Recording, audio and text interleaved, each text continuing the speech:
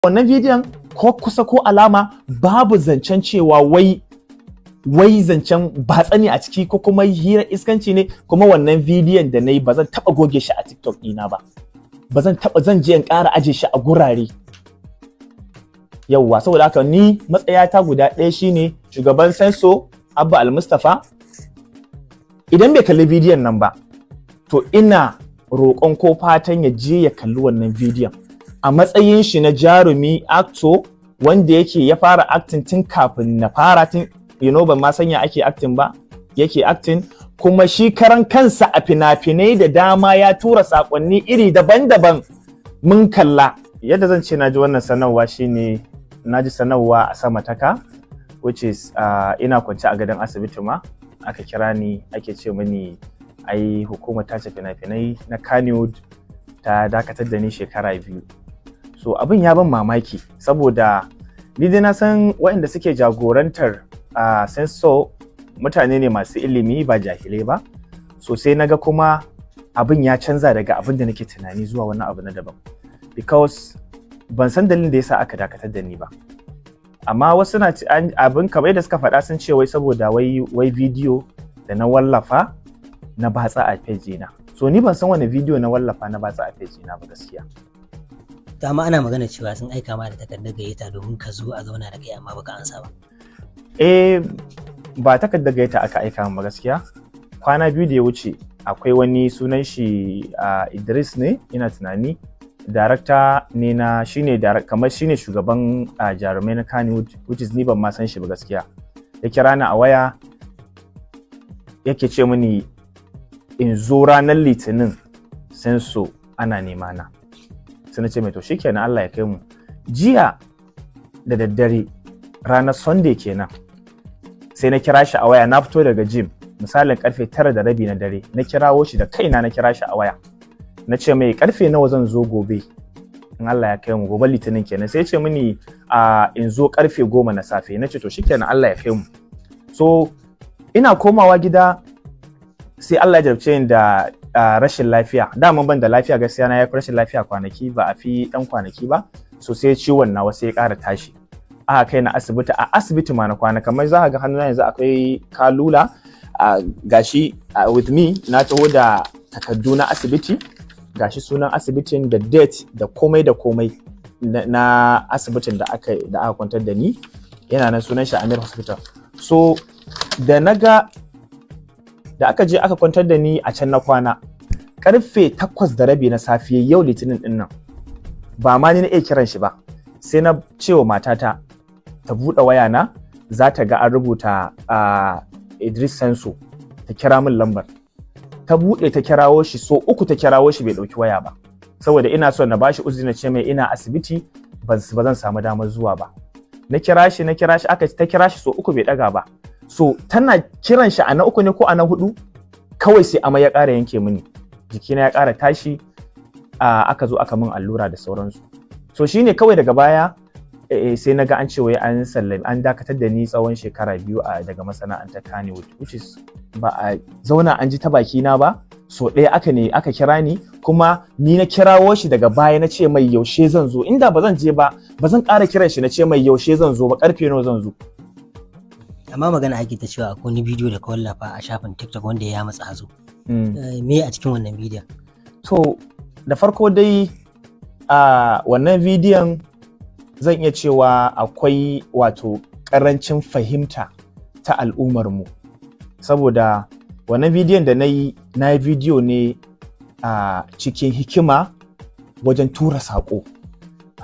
Mutanenmu akwai abubuwa da yawa da za ka yi saboda ka jawo hankalinsu kafin su saurari saƙon da kake so ka tura musu. So a bidiyon da na shine saƙon da na tura a wannan bidiyon ga duk wanda ya kalli bidiyon, wanda ma bai kalli bidiyon ba ina so ya min adalci. Bidiyon na yana page ina na TikTok mai suna Sahir, yana nan na yi pinin ɗin shi a sama. Mutum ya je ya kalli bidiyon, minti 3 ne, ya saurari duka abin da na faɗa da kuma saƙon da nake so na tura a wannan bidiyon da na yi. Ban goge bidiyon ba. Abin da na magana akan bidiyon shine ina so na tura saƙo ga mata da suke ɗaɗɗama jikinsu suna raye-rayen banza a TikTok. Sannan kuma sai wani namiji ya gansu da wannan siffar ta ɗama jiki ta fitsara, sai ya bi su DM ya musu kalaman soyayya, ya kalamance su, ya yaudare su da cewa maybe zai aure su. Bayan ta yarda da shi, ta bashi kanta, ta zubar da mutuncinta, sai ta dawo kuma tana bibiyar shi akan ya aure ta, shi kuma sai ya wulakanta ta, ya ce ba zai aure ta ba, zai tafi ya je ya aure 'yar mutunci wadda ba ta dama jiki tana rawan TikTok. Wannan shine saƙon da na tura a wannan bidiyon, amma mutanenmu sai aka kasa fahimta na, wasu kuma sun fahimta, amma saboda abin ya taɓa su ko kuma wannan saƙon direct suna ganin kamar da su ake, sai suka yi suna comment, suna faɗa maganganu, wasu kuma suka yi suna gutsutsura maganganun, suna sa abin da ba shi na faɗa ba ko kuma abin da ba shi nake nufi ba. Saboda haka wannan bidiyon ko kusa ko alama babu zancen cewa wai zancen batsa ne a ciki ko kuma hira iskanci ne. Ina da iyaye, ina da 'ya'ya, ina da masoya, ina da addini, ina da imani, ina ƙaunar manzon Allah sallallahu alaihi wasallama, kuma ina kallon goben 'ya'yana da goben karan kaina da mahaifiyata. Ba yadda za a yi na je na yi wannan abin kawai na je na wallafa. Wani ɗaukaka nake nema? Astaghfirullah to bele, dudu shekara ta nawa da fara fim. Allah ya min ɗaukakar da wasu sun yi shekara 30 a fim, a harkar fim, ba Allah bai basu ba, amma ni ya bani. Saboda haka babu magana wai in nemi suna ko in nemi suna ta hanyar da bata dace ba ko in nemi suna ta hanyar fitsara. Ba a sani da wannan abun ba kuma ba za a taɓa sani na ba. Saboda haka mutanen da ba su kalli bidiyon nan ba sai su kalli bidiyon su ga me nake so ake kamar wai ko kai wasu maganganu ne da suke da harshen damo. Harshen damo? Ai abinda nayi aman acto, abinda nayi shine bari ga mata magana. Duk wanda yake masana'antar fim, kowane irin fim ne a matsayin ka na acto, akwai abin da ake cewa shi jarumi ba zai yi kawai zan zo misali a matsayin na acto ina so in tura sako ba, in zaura zingirin. Akwai malamai da suke zuwa daga lokacin da ka zo ka ce a'udhu billahi minash shaitanir rajim, bismillahir rahmanir rahim, wallahi tallahi ba wanda zai tsaya saurare ka. Bai fi mutum uku ya su ganka ba za su saurare ka ba. Wannan shine al'adar mu. To amma idan ka fito da wata hanya wadda zaka iya tura saƙo, mutane za su ji kuma za su fahimta. So ni ba ni zan shirya da mutane ba, Allah shi ne yake shirya da waɗanda yake ya ga dama. Kasancewa an ji muryar mata a ko mace a wannan bidiyo na wataƙila wannan ne ya sanyo shubha a ciki. Me ka cakuɗa haka, baka ganin kamar ka haɗa koko da giya? Yawwa, to bari in gaya maka ji. A matsayina na mutumin da nake da hankali, nake da ilimi, alhamdulillah daidai gwagwado Allah ya bani ilimi, babu yadda za a yi in zo in dasa kyamara. Dan Allah mutane ku, dan Allah ku tunani da kwakwalwanku. Akwai abin da in aka ce ma wani ya ko zaka ce dole akwai wani abu, kawai sai in zauna in ɗauki waya, in yi waya da budurwata, ina da mata, ina da mahaifiya, ina da 'ya'ya, in dasa kyamara. Ni ba mahaukaci ba, ni ba tsinanne ba, kawai in dasa kyamara, in yi waya da mace, abinda muka je muke a wani guri in zo ina gaya wa duniya.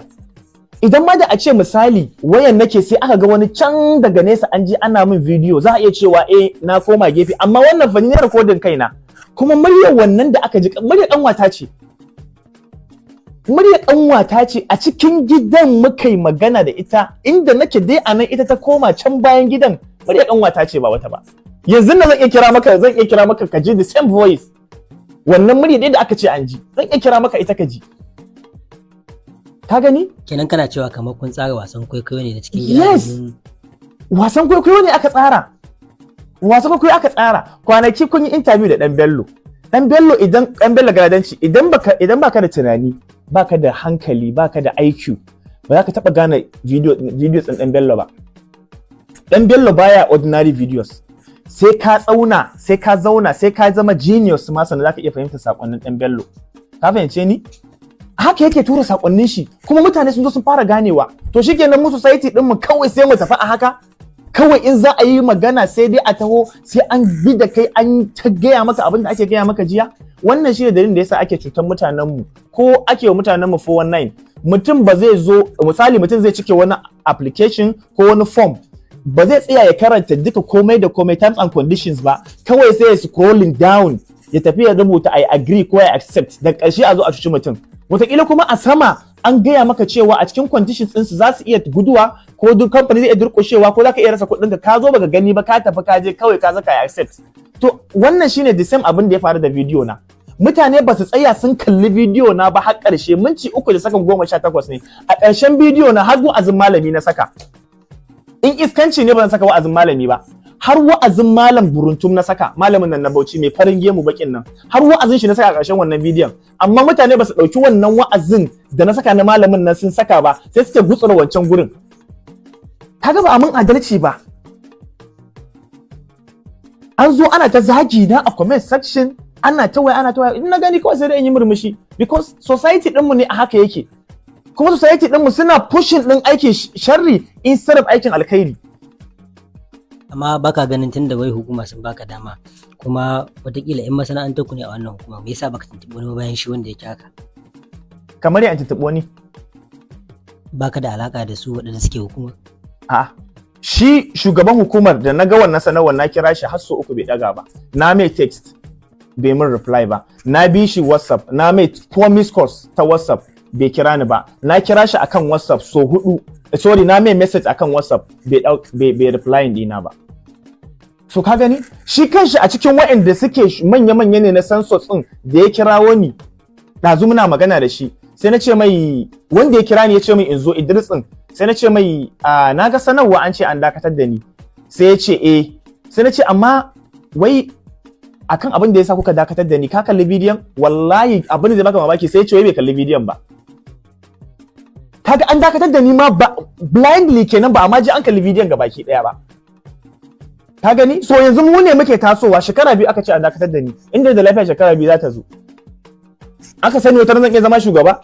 Ni ma ganin misali za a iya koya min in ce ni ma bari in dinga hukunci irin yadda naga magabata na suna hukunci kenan ba tare da an wannan ba. Kuma Allah ya ce in ji akun fasiqun bi naba'in fatabayyanu an tusbihu qawman bi jahalatin fatusbihu ala ma fa'altum nadimin. Ba ai bincike ba. Ya kamata a ce ai bincike. Ka gani inda yana da uwa a gindin murhu a Kannywood ba za a min haka ba. Ba za a min haka ba. Dole sai an bincike, sai an duba kowane hanya da ya kamata. Kuma mu muna kyautata wa shugaban censorship Abba Al-Mustapha ya ake cewa muna kyautata mai zato cewa yana da kirki, yana da mutunci, yana da adalci, kuma yana da ilimi. Amma saboda Allah da Annabi kuma sai a zo ai wannan abin. To amma yanzu me matsayinka kan wannan mataki? A'a, ni matsayata kan wannan matakin, ni dalilin da yasa ma nake maganan nan, ina wannan magana ne saboda ƴaƴana. Ni wallahi billahi zai Allah ni saboda ƴaƴana kadai nake wannan maganar. Do ƙanana ne, amma za su zo za su girma nan gaban Allah ya sa suna da tsawon rai. Za su iya ganin cewa an taɓa dakatar da mahaifinsu daga masana'antar da yake aiki ta Kannywood saboda wani faifan bidiyo da ya wallafa na batsa a social media. So ni wannan bidiyon da nake yi, idan 'ya'yana sun girma za su gani na gaya musu cewa ni ban yi wannan abin ba. Kuma bidiyon da na yi yana nan kamar yadda social media tana nan a aje da abubuwa, kuma wannan bidiyon da na yi ba zan taɓa goge shi a TikTok ɗina ba. Zan je in ƙara aje shi a gurare. Yawwa, saboda haka ni matsayata guda ɗaya shine a shugaban senso Abba Al-Mustapha, idan bai kalli bidiyon nan ba, to ina roƙon ko fatan ya je ya kalli wannan bidiyon.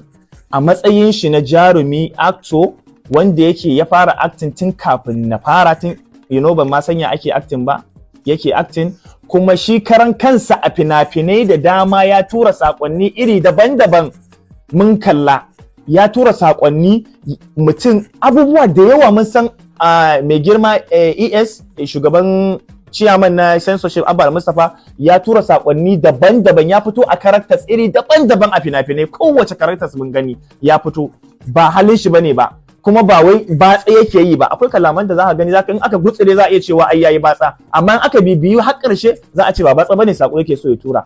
Saboda haka ni ma abin da nake so in yi kenan. Saboda haka mai girma Abba Al-Mustapha ya ji ya bibiyi wannan sakon nawa da nake so in tura, yana nan akan page ina na TikTok. Saboda na san cewa yana da ilimi. Lokacin da aka ce an mai appointing nashi a matsayin shugaban senso, ina daga cikin mutane suka fara posting, ina daga cikin mutane suka mai text, suka kira shi, suka yi congratulating nashi.